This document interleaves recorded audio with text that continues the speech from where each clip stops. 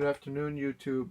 Today is a conversation that I found with Prime Minister Stephen Harper and Fox News, essentially, talking about the USMCA and the dangers of the company Huawei in Canada, as well as the pretense to a threat to America itself, since we are close allies. I just want you to see first the news interview, and then after I'll make my comments, or perhaps during. Thank you for watching. Prime Minister Stephen Harper. Mr. Prime Minister, it's always a pleasure to see you. Nice to see you, Maria. Thanks so much for joining us. So what has been the impact of the anticipation of USMCA? I mean, the Canadians have agreed to it, but are we going to see passage? I think you will eventually. It's it's viewed a bit differently in Canada. The agreement was a great victory for the Trump administration. For Canada, frankly, people call it NAFTA 0.5. We didn't really gain anything. We gave up a couple of things. But bottom line is it's still comprehensive, tariff-free access to the United States. So it will pass eventually. But we have we have a minority parliament now, so it's a difficult political situation for them. The politics getting in the way once again. What about the politics around Huawei? We've talked in the past about the threat coming from China, and this administration has been very clear that Huawei infrastructure means back doors to all of our data back to the communist government. But there's Huawei in Canada. Huawei is a big commercial provider in Canada, but let's be clear, certainly when we were in government, all of our national security experts agreed that deep penetration of Huawei into our systems, into government systems, into 5G networks would be an unequivocal threat to national security. I mean, we have to understand, Huawei is not a normal private company. It is an extension of the Chinese surveillance state. There have to be limits. Any Western society that allows Huawei to go beyond certain limits that endanger national security is being extremely unwise. So I hope that ultimately our government will figure that out. So how come, what's with Canada having all of this Huawei commercial providers, so permeating throughout the country? And what's with Europe that they've got this infrastructure of Huawei as well? Do our friends across the world not see Huawei the same way as the U.S. does? Views differ country to country. I think one of the challenges is that Huawei has good products and is a low-cost provider, partly because of government subsidization. And also, Maria, I think the other thing is partly because the supply chain, there's not a kind of complete Western supply chain in this space. And I do think ultimately that the government of the United States is going to have to work with allies to make sure that there are Western providers of all this equipment and services. Otherwise, the pull towards Huawei will get stronger and stronger. I just wanted to comment quickly. I happen to agree with that point. When I was a young student, I had a Huawei phone. They were extremely cheap to purchase, under $100 all day long, sometimes even nearly $50. They're also a cute little device. It's my first cell phone, essentially. But what Harper talked about here was right. The market is there. That's why it's important for the United States and Canada to properly combat Huawei in the marketplace. I would go for an outright ban, but there's a lot of people that use Huawei phones already. So it's, hard to get people off their habit once they're in. You know what I mean? So essentially, a government ban would be the best option, but again, if you can compete in the market and be more desirable than Huawei's offering, let's say, then you can kill them competitively and you can restrict the amount of let's say penetration into a country than they normally would have. But essentially, I also wanted to reiterate what Prime Minister Harper said there. He said, by the all national security experts that we have, when talking about deep penetration in our system is a threat to national security, and that Huawei is an extension of the Chinese surveillance state. That's not even in question. So it's it's very nice to hear Harper speak about such things and confirm essentially what I already knew.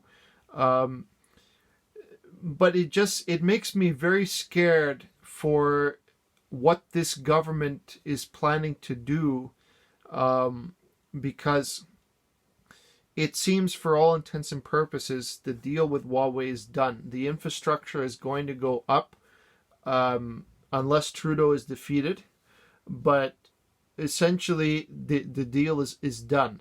So I have a great deal of fear for what will happen in this country, given the fact that the United States will essentially turn their backs on us because we'll be a security liability in the future. And because we're part of the 5C, I think what they call it, or something like that, for the observance, or pardon me, the cooperation with the United States in terms of intelligence and whatnot, and they cannot trust us to hold documents of sensitive nature or information of sensitive nature any longer. So that itself should prove to you already that Huawei, in any deep penetration, you could say, or any cooperation or building of infrastructure, would be a threat to Canada itself and by extension the United States. So, and to reiterate on Harper's point, it's the popularity of the devices essentially is cost. So there are a lot of expensive providers out there that can just tank you in terms of how much they cost to operate a phone, and Huawei is the cheaper alternative to that. So of course you have, it's like in the car industry, it's like what Kia and Hyundai is. It's not a practical choice from a mechanical standpoint, but it's the cheaper option, and they're getting more and more modernized, you could say, but they're not the best option. They're not like a Toyota or Honda, something very reliable, so to speak. So in that metaphor, I hope you can appreciate it's the compromise, because of the way things are, because of pricing, because of the options offered, and so on. And most of all, it keeps more money in your pocket. So Harper talking about competing with Huawei on the competitive basis in the marketplace is very wise. But again, if I were in power, a nationwide ban on Huawei, the termination immediately of the so-called infrastructure 5G network deal, that'd be gone. There are a number of things that you want to say the Trudeau government is deliberately blind of. They're not blind. They know exactly what they're getting into, and they have, or they want to have, a very strong relationship with China, a communist China. So they're inviting these people to come in and give a little bit of goodwill to these people so that they'll be allies of ours. But it's not allies. It's a pretense for China to enter this country and corrupt its political systems, its information spy network and whatnot, and many other corruption of Canada's infrastructure. I'll continue this on. There is another point here I wanted to bring up with Iran that they're going to speak about shortly. Thank you. This is a really important point, and this is a very significant threat. So we'll keep following that. Another threat is Iran. Yeah. Voters are headed to the polls today in Iran. The contest seen as a test for President Hassan Rouhani's popularity amid this escalating political and economic tension throughout the country. Your reaction to that, and what should be done in terms of the threat from Iran? So, well, let's be very clear about what these elections do and don't mean. You will see in all kinds of other media outlets this assertion that this is somehow a battle between reformers and hardliners. They're all hardliners.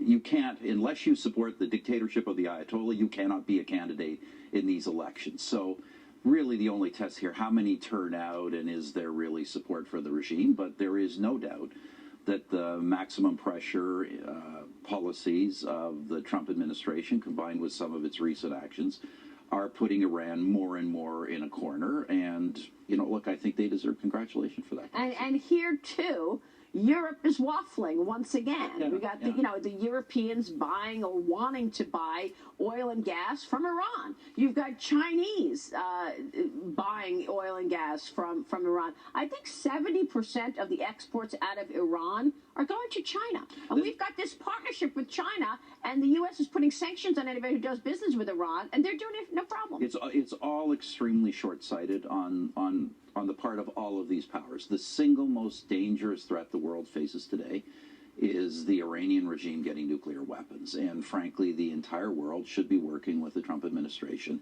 to bring as much pressure as is necessary to prevent that from happening. Yeah, you would think. What are the threats that we need to be aware of today? I mean, we just talked about China, Iran, but from a country level, what do you see as the most important issues, not just the U.S., but Canada? I think the single most important threat in the world today is nuclear proliferation. And the single most dangerous place in the world for potentially having nuclear weapons is not North Korea, in my judgment. North Korea is serious, but it is Iran. And it is Iran because you would have for the first time frankly, a theocratic regime that might not be afraid to use nuclear weapons. I mean, there's people in that regime believe if they start a nuclear war, Allah will come to their defense. And this would be the first time in history you'd have a government in possession of nuclear weapons for the purpose of using nuclear weapons. And that is something the world cannot contemplate. And frankly, the JCPOA, the previous agreement, if you look at its provisions, it was a roadmap for Iran to have nuclear weapons in 10 years. So administration was right to get out of that, but obviously there needs to be a concerted strategy to really prevent this from happening. Unbelievable. The president also released a Middle East peace plan recognizing Israeli settlements in the West Bank 6 years after Israeli-Palestinian talks collapsed in 2014. Your reaction to that? Yeah, this is Maria. This is inseparable from the Iranian issue.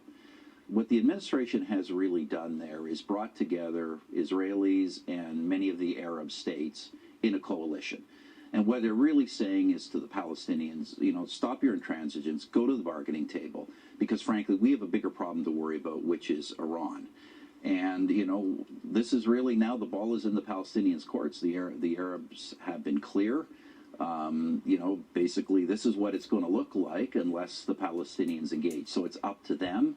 In the meantime, Israel, the Arab states are going to continue to work with the U.S. administration on fighting the Iranian threat. So many important issues, Stephen, in terms of China and the threats there, in terms of terrorism and the very dangerous situation happening in Iran and its proxies as well. And yet we see politics getting in the way. I mean, this administration has been talking about all of these threats, but the Congress has this resist movement on. Is that the same thing that you see in Canada right now, whereas you can't get anything done because of politics? Well, it's a little bit of a different situation. My party's in opposition. It's a minority government. I wouldn't say their resistance to the government is just politics. Fact of the matter is, government's pursuing a series of economic policies that are not good for the country. So in a parliamentary system, unlike your system, in a parliamentary system, all of these votes end up being confidence measures. So, an opposition has to weigh. On the one hand, do we want to support the government? Maybe a good individual action, but if we support the government, we keep it in office. So what's the better choice? And, that's a very different calculus in a parliamentary system. Here in the United States, there's, Congress should be deciding these cases on their merits because the administration is going to stay in office one way or the other until the election. Yeah, and yet you've got real fights going on in terms. So that's a nice summary of why our system is failing. When I was in school, we talked about checks and balances in the parliamentary system.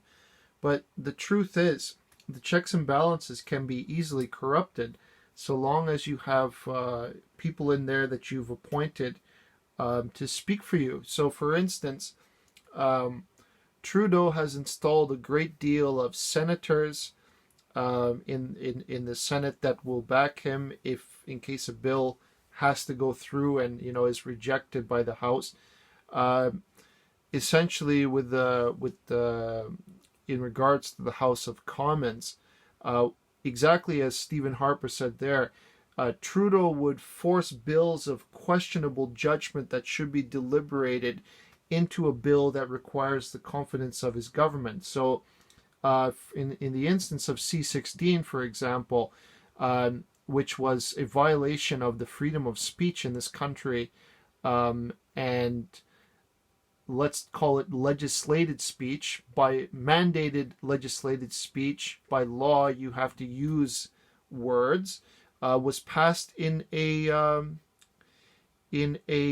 I forget what it was. It was a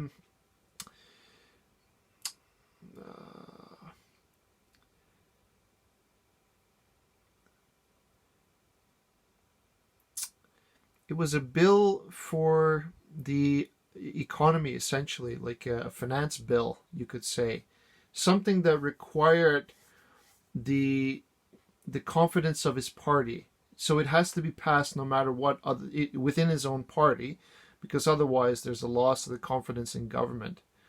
So essentially, that's how they're forcing issues, because normally you would be able to deliberate in front of a committee and there would be some consideration and nonpartisan analysis of that bill. But unfortunately, Trudeau, with his advisor and the team and so on that advise him on his illegal actions, even with Jody Wilson-Raybould and so on, how to proceed with those issues, they found ways to exploit the system by sheer authority. So the checks and balances in Canada actually fail because Trudeau will corrupt anyone that's supposed to be a check and or balance in the system. For example, running things directly through the PMO's office for any illegal activity found within his party. Kent Herr, for example, was found, you would say guilty, because there was lots and lots of women that came forward for sexual assault allegations against them, and they wanted to provide evidence, but they were prevented from doing so because the case actually went right through the Prime Minister's office and it was shut down in court despite overwhelming evidence. Do you see what I mean? So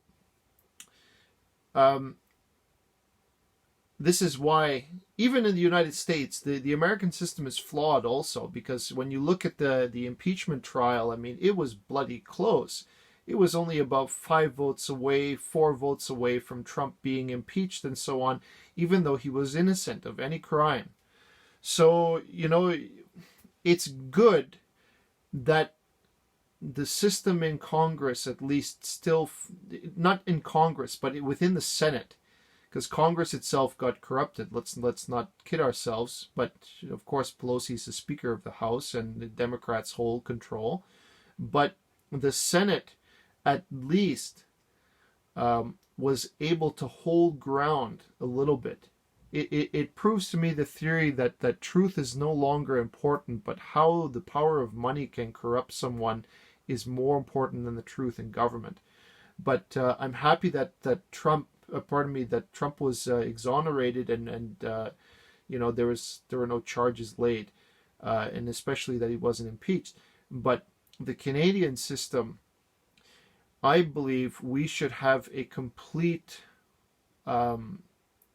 rethink of the constitutional structure in Canada. The parliamentary system is outdated and quite frankly has favored the powerful, you could say. Those in control, specifically the Liberal Party, in every way. The Conservative majority that Stephen Harper ruled was only actually a 4-year reign, and he was defeated by Trudeau. So what I want to reiterate here is that, it's a beautiful article that Harper looks at the system and he says, okay, well, the government is making poor economic choices, and if we support the government, then we have confidence in the government and so on. So I think if he was opposition leader, he'd be forcing a no confidence vote every week. Or, he may even bide his time and wait patiently for the right bill to come across or something, that's questionable, and then he would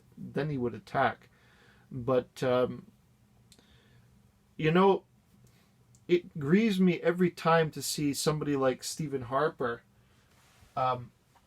getting kicked out of government essentially unceremoniously, because he is a great prime minister, the only great prime minister in living memory that I could recall that actually governed with intelligence. The whole Mike Duffy scandal, many of you know it. That was money that Duffy already paid back, but the media clowns kept circulating it till they were blue in the face, and then they kept going and tried to damage Harper's reputation and succeeded. Because the scandals that Trudeau created are actually true scandals, and there's public evidence to the credibility of these scandals. Like Jody Wilson-Raybould being kicked out of the Attorney General's office for not complying with SNC is well known, documented, proven, with testimony and evidence, and it was still thrown out by the Trudeau government because there's no justice under this regime. The RCMP got corrupted, the judges got corrupted, the committees got corrupted. It was a joke. Not to mention she was fired. So, I look at a situation like this, and Harper confirms many of the suspicions that I had and dismiss any doubt that the government is operating like this deliberately. So I want to go on about more things on separation, but this video is getting a little bit long already. So I would like to thank you for your time and attention. I'll conclude here, and have a good day.